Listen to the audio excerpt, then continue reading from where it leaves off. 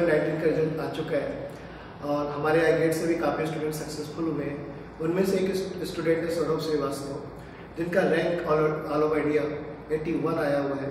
आज आपको मुझसे मिलाते हैं और बातचीत करते हैं कि उन्होंने गेट की प्रिपरेशन कैसे की और इस रैंक को कैसे अचीव किया। एक अच्छी रैंक होती है, आप टॉप 100 में ऑल ओवर इंडिया आ रहे हैं तो बहुत अच्छी रैंक मानी जाती है और इसमें आपको अच्छे कॉलेज मिलने के भी चांस रहते हैं। Hello Saurabh. Hi sir. Saurabh, जैसे आपने 81 रैंक लेके आए, आप कैसा फील महसूस कर रहे हैं? बहुत अच्छा लग रहा है मेरे को, रैंक आई है जब से। तो फैमिली मेम्बर्स मतलब कैसा फील कर रहे हैं और हमको लगता है सब लोग काफ़ी हैप्पी होंगे इस समय? बहुत ज़्यादा प्राउड है और खुश है वो। ओके, तो एक चीज़ और मैं आपको बता दूँ सौरभ के बारे में कि सौरभ ने 2018 में भी गेट का एग्ज़ाम लिखा था। तब ये 90 रैपिड में पढ़ रहे थे, हमारे पास हमने गेट ज्वाइन किया हुआ था। उस समय इन्होंने प्रिपरेशन की थी और उस समय इनकी रैंक 767 रैंक थी। फिर उसके बाद इन्होंने इसरो का एग्ज़ाम आया, इसरो का एग्ज़ाम फॉर्म फिलअप किया और उन्होंने वहाँ पर भी रिटन टेस्ट दिया। रिटन टेस्ट के अंदर इनकी रैंक ऑल ओवर इंडिया 2 थी और फिर अभी करंटली इसरो में ऑलरेडी जॉब कर रहे हैं। सौरभ, हम ये जानना चाहते हैं कि अभी तो आप ऑलरेडी इसरो में हैं, जॉब कर रहे हैं, तो आप इसरो के बाद गेट क्यों? सर एक्चुअली ये हुआ कि इसरो के रिजल्ट फाइनल रिजल्ट आने से पहले गेट का फॉर्म आ गया था और मुझे ये कंफर्म नहीं था कि मेरा सिलेक्शन होगा या नहीं, तो मैंने फॉर्म भर दिया था और टेस्ट सीरीज वगैरह भी ले ली थी। तो फिर मेरा बाद में सिलेक्शन हो गया। फिर 2 महीने कुछ बचे थे उसके बाद गेट की, और शुरू में वहाँ पर ज़्यादा वर्कलोड भी नहीं था, तो मैं टेस्ट सीरीज वगैरह दे देता था और थोड़ी बहुत प्रिपरेशन कर लेता और रिवाइज कर लेता था। तो फिर फाइनली ऐसे गेट दे दिया मैंने। ओके, तो आपने जो मतलब जॉब के साथ रहते हुए गेट की प्रिपरेशन कैसे प्लान किया? मतलब आपने वो जैसा आपने बोला स्टार्टिंग में तो प्रेशर नहीं था, लेकिन गेट की प्रिपरेशन करने के लिए मेन ये रहता है कि लास्ट में आपने कितना पढ़ा। स्टार्टिंग प्रेशर नहीं था, इसका मतलब बाद में क्या प्रेशर हो गया या प्रेशर नहीं था, या कैसे आपने अपने आपको maintain? Through out the 2 months pressure उतना नहीं था, तो मुझे ज़्यादा दिक्कत नहीं हुई। ऑफिस आवर्स के बाद मैं लगभग फ्री रहता था, तो 3-4 आवर्स निकाल लेता था ज़्यादातर। ओके, प्रिपरेशन के लिए ज़्यादातर मैं टेस्ट सीरीज और उसके एनालिसिस पर ही करता था और रिवीजन पे ही फोकस करता था, क्योंकि पहले से कोर्स मैं पहले ही कंप्लीट कर लिया था। हाँ, चूँकि आपने 2018 में भी आपने कोर्स चूँकि कोचिंग भी किए थे, आपकी प्रिपरेशन ऑलरेडी अच्छी, ठीक है, रैंक थोड़ी सी कम आ गई थी 767, लेकिन मैं बोलूँ तो देखिए वो 3 घंटे का पूरा खेल होता है। बिल्कुल।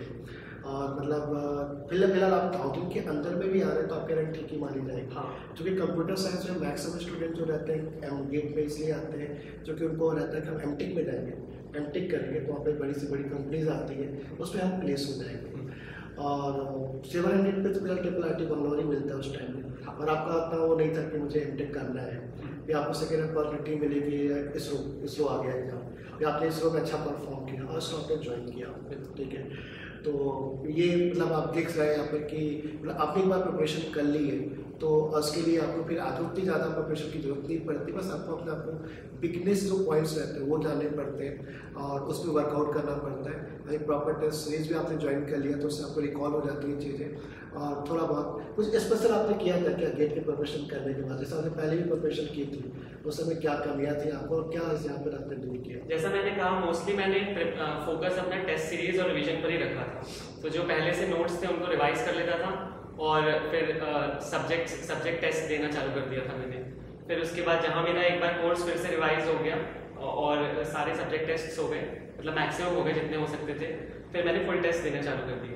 ओके, तो जॉब के साथ आप कितने आवर्स देते थे, पर डे देते थे, कैसे देते थे, मतलब टाइम कैसे मैनेज करते थे? ऑन एन एवरेज आप कह सकते हैं 3 आवर्स निकल जाते थे, डेली निकल जाते थे। हाँ, उसमें रिवीजन और टेस्ट और ये सब करते यस। और जब लास्ट में जैसे फरवरी में एग्जाम रहता है तो जनवरी के मंथ को कैसे आपने यूटिलाइज किया? 1 वीक मैंने ऑफ ले लिया था और घर आ गया था मैं, तो उस समय मैंने काफ़ी रिवाइज किया और एनालाइज किया अपनी प्रीवियस प्रिपरेशन को और उस अकॉर्डिंग मैंने प्रिपेयर किया फाइनल मोमेंट्स के लिए।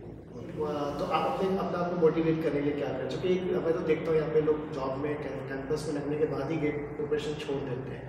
आप तो ऑलरेडी इस रूम में हैं, तो उसके बाद कैसे आपको मोटिवेट रखें कि आपको चलो इस एग्जाम को अच्छे से करके देते हैं? अब मैंने टेस्ट सीरीज वगैरह ले ली थी तो मेरे को एक्चुअली मज़ा आ रहा था करने में, तो मैं रोज़ टेस्ट दे देता था। मैं सोचा अब जब दे ही रहा हूँ तो थोड़ा एफर्ट्स अच्छे से लगा लेता हूँ, तो जितना हो सकता था मैं लगा लेता था। अच्छा सर, इस साल जो है जो पेपर आया आपके कंप्यूटर साइंस का पेपर, आपको कैसा फील हुआ कि किस लेवल का पेपर है और किस टाइप का पेपर है ये? इस बार का पेपर काफ़ी इजी आया था कंपेयर टू प्रीवियस 4 और 5 years. That is why the cut off rose to around 29, more than 29 cut off पहुंच गया था. इतना आज तक मतलब पिछले 5-6 साल में हुआ नहीं है. तो कंपैरेटिवली पेपर काफ़ी इजी था.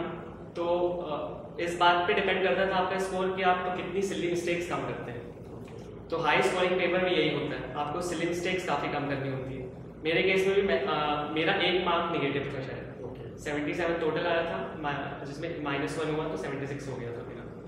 तो मेरे को जितना याद है कि 2 क्वेश्चन में मैं अटका था जो मेरे टाइम वेस्टेज थे. एक तो मैट्रिक्स में डिटर्मिनेंट निकालने वाला 4x4 की मैट्रिक्स थी, उसमें डिटर्मिनेंट निकालने वाले में मैं अटका था और फाइनली वो आंसर भी गलत हो गया मेरा. और एक और कोई सी का प्रोग्राम था जिसमें मैं गलत डेटा लेके क्वेश्चन सॉल्व करना चालू किया था और फिर फाइनली उसमें मैं अटक गया था.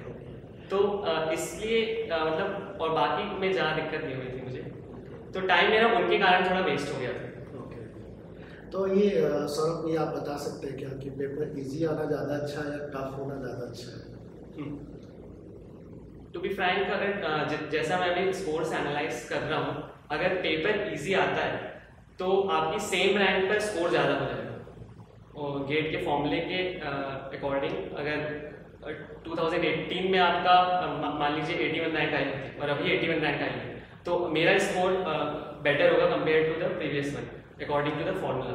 तो बेटर ये है कि आपका पेपर इजी है और उसमें आपको फिर बहुत अच्छा परफॉर्म करना ज़रूरी है, क्योंकि आपके 76, जैसे मेरे केस में 76 नंबर्स पर भी 81 रैंक आ रही है. पिछले बार तो अंडर 50 हो जाता मेरे ख्याल से. अगर अगर पिछले साल को याद करो, 2018 को याद करो, तो कुछ जैसे आपके साथ उस समय पर जब तक दावरी बढ़ती थी तो उसका जो मार्क्स था 69 था और उसका 67 रैंक था. और इस साल तो जिसका 70 मार्क्स उसका रैंक 200+ में है. तो मेरा जो पर्सनल एक्सपीरियंस है, मैं जो अपने आप को एनालाइज करता हूँ, तो मुझे लगता है कि यदि पेपर ज़्यादा इजी ना है तो ज़्यादा अच्छा है. थोड़ा सा मीडियम में रहे या थोड़ा सा एक लेवल पे रहे, जिससे ये फ़ायदा मिलता है जिनकी प्रोफेशन बहुत अच्छी होती है वो लोग अच्छा परफॉर्म करते हैं. नहीं, वो आप सही बोल रहे हैं, लेकिन फाइनली स्कोर्स के मैटर में आप सेम रैंक पे ज़्यादा स्कोर गेन कर लेते हैं अगर इजी पेपर आ गया. तो इस हिसाब से आपको कॉलेज मिलने में थोड़ी फायदे होंगे, ईजी हो जाता है. यस, बढ़िया बढ़िया. तो ये तो आपने देखा कि आपने यहाँ पे किस तब तक एक्सपीरियंस है आपने शेयर किया. और सर ये आप बता सकते हैं क्या कि आपने जब मतलब जॉब में थे और प्रिपरेशन भी कर रहे थे, क्या इस समय भी आपने कोई टेक्स्ट बुक्स वगैरह फॉलो की थी? नहीं, इस दौरान मैंने कोई टेक्स्ट बुक्स वगैरह फॉलो स्ट्रिक्टली नहीं की थी. जहाँ मुझे डाउट्स आते थे तो मैं देख लेता था, ऐसा कुछ हुआ. मेनली फोकस आपका जो था वो टेस्ट सीरीज था और ये सब चीज़, टेस्ट सीरीज और जो नोट्स थे और इन पे ज़्यादा फोकस था. और जहाँ मान लीजिए कि कॉन्सेप्ट्स में अटकता था या नया कॉन्सेप्ट आता था तो मैं उसके लिए वीडियोज़ या टेक्स्ट बुक्स देख लेता था. तो अपने जूनियर्स को कुछ एडवाइस आप देना चाहते हैं? पहली चीज़ तो ये बोलूँगा मैं कि test series are really important. इस पेपर में कई क्वेश्चंस डायरेक्टली कॉपी पेस्टेड ऐसा फील किया मैंने टेस्ट सीरीज से, जैसे नंबर ऑफ हैमिल्टोनियन साइकिल्स. तो ये सब अगर आप टेस्ट सीरीज देते तो आसानी से ये सब आपको मिल जाते हैं टेस्ट सीरीज में. तो मैं ये कहूँगा कि टेस्ट सीरीज ना ही सिर्फ दें बल्कि उनको एनालाइज करना काफ़ी इंपॉर्टेंट है.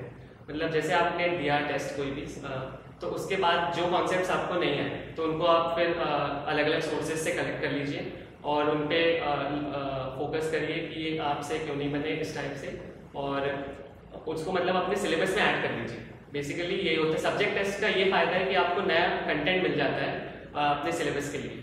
तो subject tests are for increasing your syllabus and full tests are for improving yourself and testing yourself whether you are good in your accuracy and speed. तो ये हो गया टेस्ट सीरीज का. और revision मतलब revision अगर आप सही से नहीं करेंगे तो फाइनली आप बहुत सारा मिस कर जाएंगे, भले ही आपने बहुत पहले सॉल्व किया है. तो एक रिवीजन भी काफ़ी इंपॉर्टेंट है. Second thing I would say कि syllabus should be completed at least at max by December, so that 1 month completely you have for test series and revision. मतलब उसमें आपको नया चीज़ नहीं करे मेरे हिसाब से तो ज़्यादा अच्छा है. इसलिए आप दिसंबर एट मैक्स टारगेट करें. तो उसके लिए आप नवंबर टारगेट करेंगे तब जाके वो दिसंबर तक पहुंचेगा और फिर जनवरी फुल्ली आप फुल टेस्ट पर फोकस करें. तो बिल्कुल टेस्ट बहुत इंपॉर्टेंट है। अभी फोकस करते हैं कि जितना ज़्यादा आप टेस्ट देते हो उतना आपको बेनिफिट मिलते हैं। मतलब आप अपने जो प्रिपरेशन हो कई पार्ट में डिवाइड कर सकते हैं। वो सोचते हैं डिवीजन आपका टेस्ट का भी है। यदि आपने प्रिपरेशन बहुत अच्छी की और टेस्ट नहीं दिया है तो भी आप अच्छा परफॉर्म नहीं कर सकते। तो बोला इक्वली मतलब जितना प्रिपरेशन को आप इंपॉर्टेंस देते हैं उतना इंपॉर्टेंस आपको टेस्ट को देना पड़ेगा। तो सर आप बता सकते हैं कि इस बीच में आपने कितने टेस्ट मॉक टेस्ट कितने दिए होंगे? फुल टेस्ट तो मैंने मेरे ख्याल से मेरे को ज़्यादा टाइम मिल नहीं पाया था, तो 7-8-9 ही दिया होगा मैंने उसको। और सब्जेक्ट टेस्ट मैं दिसंबर तक देते रहा था, जहाँ तक जितना मेरे को याद है, जितना भी हो पाता था। पुराने जो टेस्ट हैं उनको भी आपने फिर से एक बार सॉल्व किया? हाँ, उनको मैंने कुछ क्वेश्चंस को बुकमार्क कर लिए थे, तो उनको रिवाइज कर लिया था मैंने।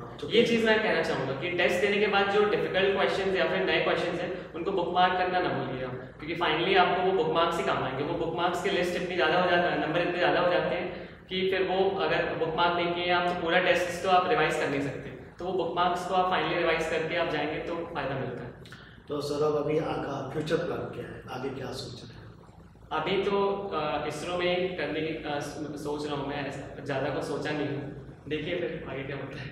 नहीं, चलिए बहुत अच्छा लगा आपसे बातचीत करके और ऑल द बेस्ट। आप लगे रहिए, इस तरह से अच्छा परफॉर्म करते रहिए।